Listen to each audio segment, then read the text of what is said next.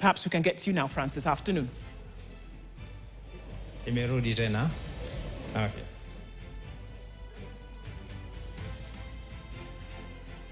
Yes, Francis, go ahead. We can hear you. Well, if you can hear me now, it's official that the transport sector strike that lasted from yesterday to today has been officially suspended. And this has been reached here by a high-level delegation that was here at the Harambee House. And on the steps of Harambee House, we've heard that declaration by Interior Cabinet Secretary Kipchumba Murkomen and Opiyo Wandayi, who is the Energy CS, including the Nairobi governor, who was part of that big delegation that was meeting inside here. They have come out unanimously to say that they have suspended officially the transport sector strike that began officially yesterday. And the suspension had a caveat. The officials here made it clear, the transport sector officials made it clear that they are not really happy, but at least they have reached to some agreement that in the next 1 week they'll be having high-level meetings to try and resolve this stalemate. But at least at this stage they are saying it's all well. Everyone can now resume back to their business. Vehicles, Matatus can now go back to the road because it's clear that they have now entered into some level of agreement. But they're saying officially in the next 1 week they'll be engaging further high-level meetings to try and find a permanent truce to this issue. Well, of course, there are a lot of questions that are emanating. The government has consistently pegged this crisis to what is happening in the Israeli, USA, Iran crisis. The Strait of Hormuz has been mentioned not once but several times by government officials. And it is not clear whether in the next 1 week, or rather this crisis, the Strait of Hormuz will be opened. Therefore, we are not sure exactly on what avenues the government is exploring in terms of solutions. Those are some of the questions we had wanted to put across to the officials here, that what happens should the Strait of Hormuz affair not be resolved in the next 1 week? What options are they exploring here as Kenya? But they have made it clear that they will finally find a truce here. Among some of the issues that came up strongly is the government has hailed the move yesterday by reducing diesel by 10 shillings per litre, and they're saying this is an indication that they are making some headway and that they will be finding a truce in the final analysis. So at this point, I want to engage one of the officials who was present in that meeting here to just try and capture a few insights on what really transpired. Welcome, we are live on KTN. Please introduce yourself and how significant was today's meeting? Thank you. My name is Denny Kilia, Secretary General, Truckers Association of Kenya. And the meeting actually was good because the government has recognized the importance of transport in this country, and at least they've lowered with 10 shillings following another meeting that will be held on Friday, most probably. And with that, we decided to call a suspension to the strike and told our members to resume giving services. You made it clear that you're not really happy with what you've agreed, but you are ready to give some ground. What exactly is the meaning of this? Are you likely to find a final settlement? Of course, we have to find a final settlement because this thing is affecting the entire country. The commuter, the cargo transporter, the production, manufacturing, that is, because diesel is commonly used everywhere. So we must come with a good price. Lastly, what happens should you not find a settlement after 1 week? We resume the strike. Yeah, there was a guarantor called Governor Sakaja who said that if we don't call the meeting, you ask me, we will ask him, but by still striking. Thank you so much. Thank you for your time. You've heard it from the horse's mouth. One of the person who was right in those negotiations has said that they have suspended. And should the government not honor those meetings and agreements in a span of 1 week, they will be going back to the strike. And now I want to introduce Kipchumba Murkomen to listen to what exactly he had said earlier on in the presser. First of all, let me say the government appreciates the challenges faced by Kenyans as the result of the rising global fuel prices occasioned by the crisis in the Middle East. The government is also fully cognizant of its responsibility to protect Kenyans from high cost of living.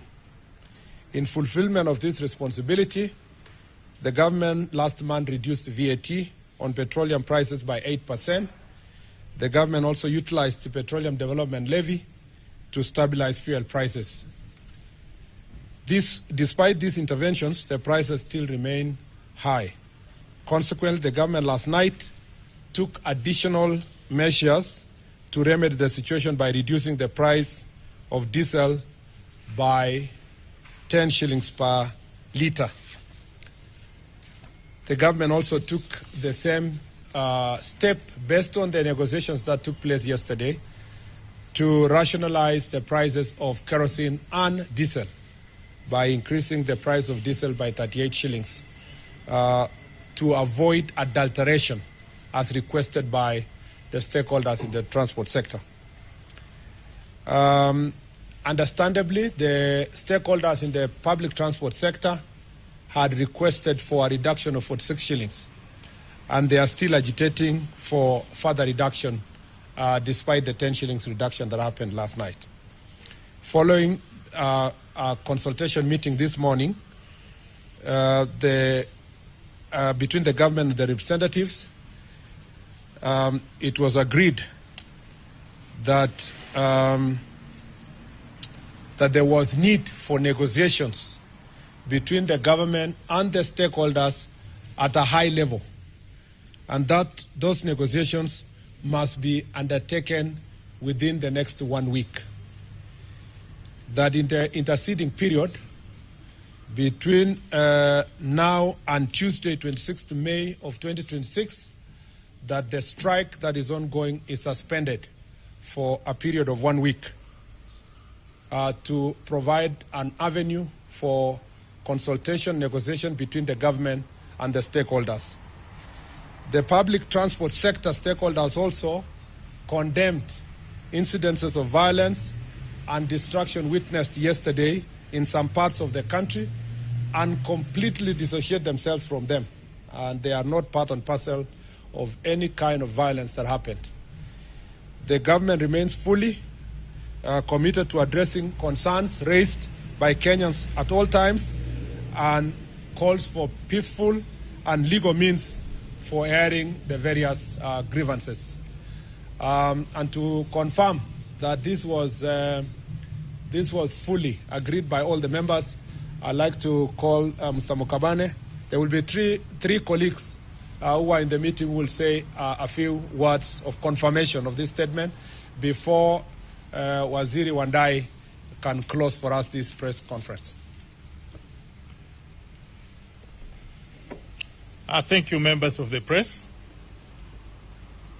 We first would like to apologize to our customers who have been inconvenienced by the strike that was inevitable.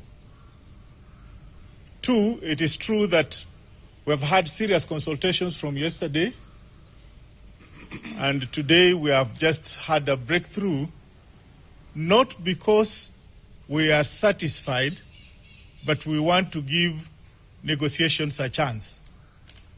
So we are waiting for negotiations at the high level, but we would like to let the customers and those who we work with understand that if this is not taken serious, within the 7 days that we have given, the strike will be back. Thank you very much.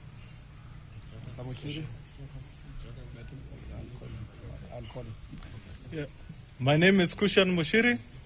I'm the CEO, Federation of Public Transport Sector, FPTS, and the National Chairman for the Association of Matatu Transport Owners, AMTO. Today, as much as we would have been happy to say that we got the 46 shillings that we were seeking, we are also glad that at least negotiations have started in earnest, and that the seriousness and the need for our demands to be met and for our transport industry to be taken seriously has been well noted by government. And had we been taken seriously on Friday, I think we would not be here.